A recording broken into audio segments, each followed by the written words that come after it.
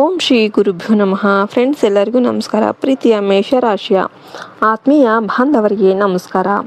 ಜೈ ಶ್ರೀ ಶ್ರೀ ಶನಿದೇವ.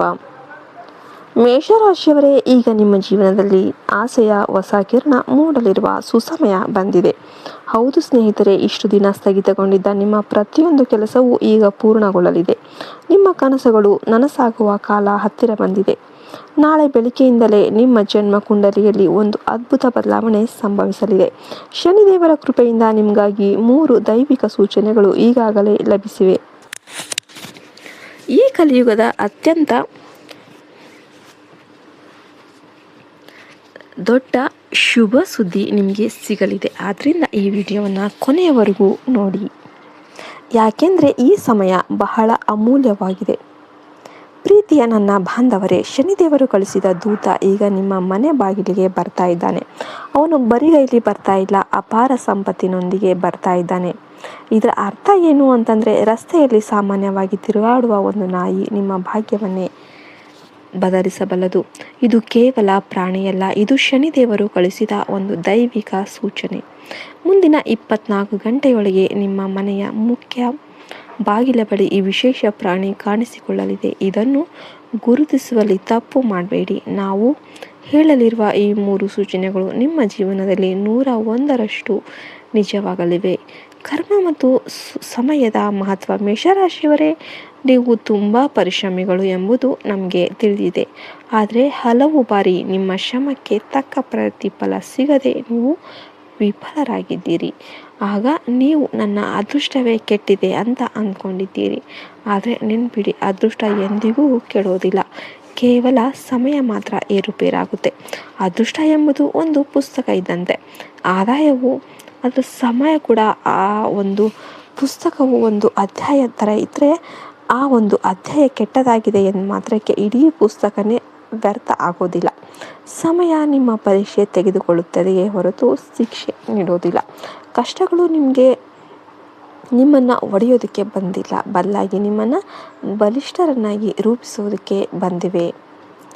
ಜೀವನದಲ್ಲಿ ಎಂದಿಗೂ ಸೋಲೊಪ್ಪಿಕೊಳ್ಳಕ್ಕೆ ಹೋಗಬೇಡಿ. ಕತ್ತಲ ರಾತ್ರಿಯ ನಂತರನೇ ಸೂರ್ಯೋದಯ ಆಗೋದು ಸತ್ಯ.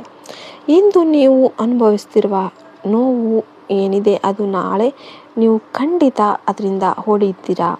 ಭಗವಂತನು ಕೈಕಟ್ಟಿ ಕುಳಿತು ಅಳುವವನ ಜೊತೆಗೆ ಇರೋದಿಲ್ಲ, ಬದಲಾಗಿ ಮನಸ್ಸು ಮುರಿದರೂ ಧೈರ್ಯದಿಂದ ಮುನ್ನುಗ್ಗುವ ಜೊತೆಯಲ್ಲಿ ಇರ್ತಾನೆ. ನಿಮ್ಮನ್ನು ಯಾರೊಂದಿಗೂ ಹೋಲಿಸೋದಕ್ಕೆ ಹೋಗಬೇಡಿ.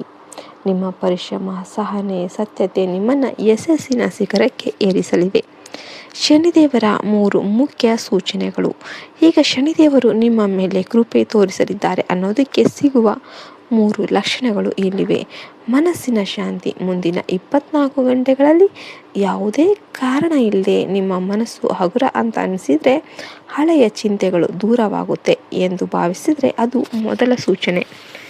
ನಾಯಿಯ ಭೇಟಿ. ಒಂದು ಕಪ್ಪು ನಾಯಿ ನಿಮ್ಮ ಹಾದಿಯಲ್ಲಿ ಎದುರಾಗಿ ನಿಮ್ಮನ್ನು ಶಾಂತವಾಗಿ ನೋಡಿದರೆ, ಅದು ನಿಮ್ಮ ಬಳಿ ಬಂದು ಕುಳಿತರೆ ನಿಮ್ಮ ದಾರಿದ್ರ್ಯದ ದಿನಗಳು ಅಂತ್ಯವಾಗ್ತಿವೆ ಅಂತ ಅರ್ಥ.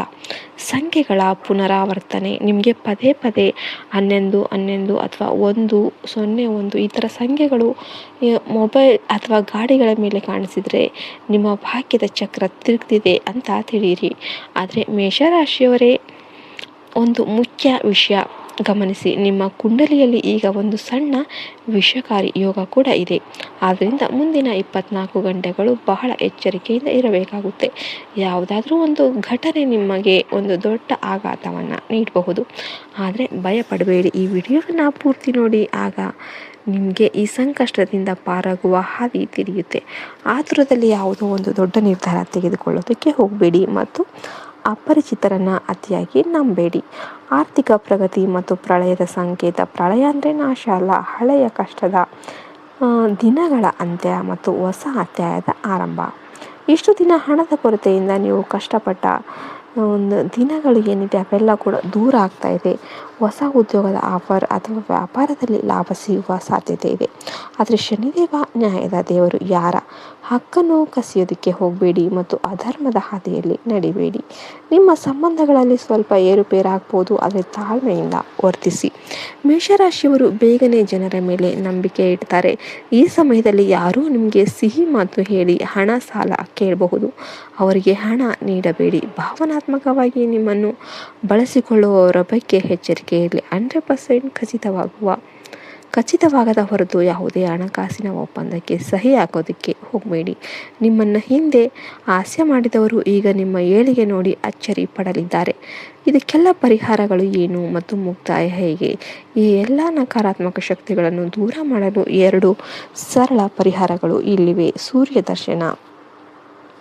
ಬೆಳಿಗ್ಗೆ ಎದ್ದು 1 ಲೋಟ ನೀರಿನಲ್ಲಿ ಸ್ವಲ್ಪ ಕಪ್ಪು ಎಳ್ಳಾಕಿ ಸೂರ್ಯದೇವನಿಗೆ ಅರ್ಪಿಸಿ ಓಂ ಸೂರ್ಯಾಯ ನಮಃ ಅಂತ 11 ಬಾರಿ ಜಪಿಸಿ. ಶನಿ ದೀಪ. ಶನಿವಾರದಂದು ಅಶ್ವತ್ಥ ಮರದ ಕೆಳಗೆ ಸಾಸಿವೆ ಎಣ್ಣೆಯ ದೀಪ ಹಚ್ಚಿ ಓಂ ಶಂ ಶನೇಶ್ವರಾಯ ನಮಃ ಅಂತ ಪ್ರಾರ್ಥನೆ ಮಾಡಿ. ಇದನ್ನು ಮಾಡಿದರೆ ನಿಮ್ಮ ಜೀವನದಲ್ಲಿ ಹೊಸ ಚೈತನ್ಯ ಮೂಡಲಿದೆ. ದೇವರು ನಿಮ್ಮ ಜೊತೆಗೆ ಇದ್ದಾರೆ. ಈ ವಿಡಿಯೋ ಇಷ್ಟ ಆದರೆ ಲೈಕ್ ಮಾಡಿ ಮತ್ತು ಕಮೆಂಟ್ ಬಾಕ್ಸಲ್ಲಿ ಧನ್ಯವಾದಗಳು ಗುರೂಜಿ ಅಂತ ಬರೀರಿ. ನಿಮಗೆಲ್ಲರಿಗೂ ಒಳ್ಳೆಯದಾಗಲಿ ಹಾರೈಸ ಈ ವಿಡಿಯೋವನ್ನು ನಾವು ಮುಗಿಸ್ತಾ ಇದ್ದೇವೆ. ಜೈ ಹಿಂದ್, ಜೈ ಭಾರತ್ ಮಾತೆ. ಹರಿ ಓಂ ತತ್ಸತ್. ಸರ್ವೇ ಜನೋ ಸುಖಿನೋ ಭವಂತು.